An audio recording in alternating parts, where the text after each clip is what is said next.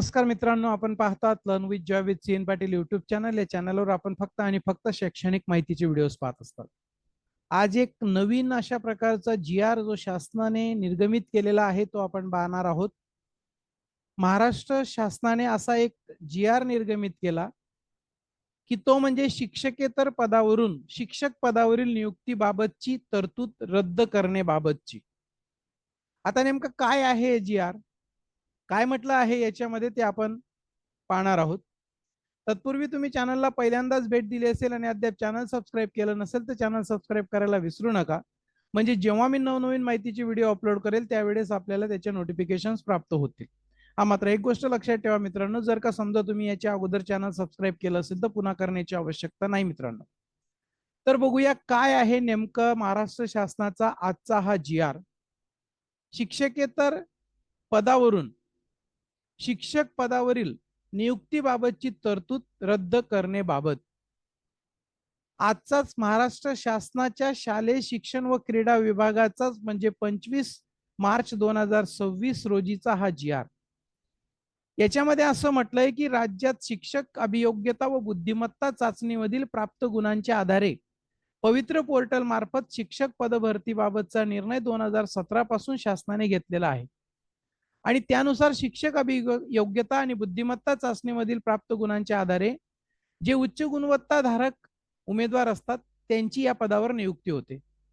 असं असताना संदर्भीय शासन पूरक पत्रकान्वये म्हणजे जे काही 10 जून 2005चं एक पत्र आहे, शासन आदेश आहे, त्या अन्वये शिक्षकेतर कर्मचारी याची कोणत्याही स्पर्धेशिवाय केवळ शैक्षणिक व व्यावसायिक अर्हतेच्या आधारावर शिक्षक किंवा शिक्षण सेवक पदावर नियुक्ती केलं जाणं ही बाब विद्यार्थ्यांची अध्यापन प्रक्रिया व पर्यायाने शैक्षणिक गुणवत्ता बाधित करणारी आहे.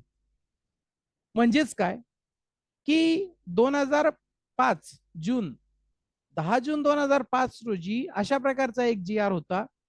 जर समजा शिक्षकेतर कर्मचारी म्हणजे शिपाई किंवा लिपिक किंवा चतुर्थ श्रेणी कर्मचारी जो कोणता येत असेल त्या कर्मचाऱ्याने जर DEd, BEd, MA BEd, BA BEd, BSc BEd, MSc BEd अशा कोणत्याही प्रकारची शैक्षणिक अर्हता पूर्ण केली असेल आणि त्याच ठिकाणी जर का समजा एखादं पद तशा संदर्भातलं रिक्त झालं असेल तर मग त्या शिक्षकेतर कर्मचाऱ्यांना त्या पदावर सामावून घेतलं जात होतं 10 जून 2005च्या शासन निर्णया अन्वये.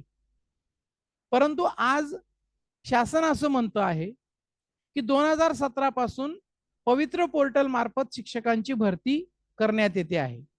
मग त्याच्यामध्ये टीईटी, त्याच्यानंतर टीआयटी, टॅट या प्रकारच्या परीक्षा होतात आणि त्याच्या थ्रू पोर्टल थ्रू जे काही उच्च गुणवत्ताधारक उमेदवार आहेत त्यांची निवड होते. मग अशा वेळेस फक्त शैक्षणिक अर्हतेच्या जोरावर शिक्षक पदावर नियुक्ती ही शिक्षकेतर कर्मचाऱ्याची करता येणार नाही असा आजचा जी-आर म्हणतो आहे. या पूरक शासन निर्णय जो आहे 10 जून 2005चा याच्यामधील तरतुदी अशा होत्या की शिक्षकेतर कर्मचाऱ्याने माध्यमिक शिक्षकासाठी व कनिष्ठ महाविद्यालयीन शिक्षकांसाठी आवश्यक ती शैक्षणिक अर्हता प्राप्त केली आणि जर त्या संवर्गाचे पद माध्यमिक शाळेत व उच्च माध्यमिक शाळेत कनिष्ठ महाविद्यालयात उपलब्ध असेल तर अशा प्रकरणी सदर शिक्षकेतर कर्मचाऱ्यास शिक्षण सेवक म्हणून नियुक्ती द्यावी लागेल आणि त्यांना शिक्षण सेवकाचेच मानधन आणि इतर सर्व अटी आणि शर्ती लागू होतील. तर अशा शिक्षकेतर कर्मचाऱ्यांची पूर्वीची सेवा ही सेवानिवृत्त वेतनासाठी ग्राह्य धरता येईल. अशा प्रकारचा 10 जून 2005चा निर्णय होता. म्हणजे जर का एखादा शिपाई कर्मचारी, एखादा लिपिक कर्मचारी, एखादा लॅब असिस्टंट, लॅब अटेंडंट किंवा अजून कोणता चतुर्थ श्रेणी कर्मचारी अगोदर लागला असेल, त्याची 2, 4, 5, 10 वर्ष सर्व्हिस झाली असेल आणि त्या शाळेमध्ये जर माध्यमिक शिक्षक ज्युनियर कॉलेजच्या शिक्षकाची जागा रिक्त झाली तर या चतुर्थ श्रेणी कर्मचाऱ्याला तिथं नियुक्ती दिली जात होती. मात्र ती शिक्षण सेवक म्हणून नव्याने सुरू होत होती. शिक्षण सेवकाचं मानधन दिलं जात होतं, इतर अटी आणि शर्ती लागू होत होत्या.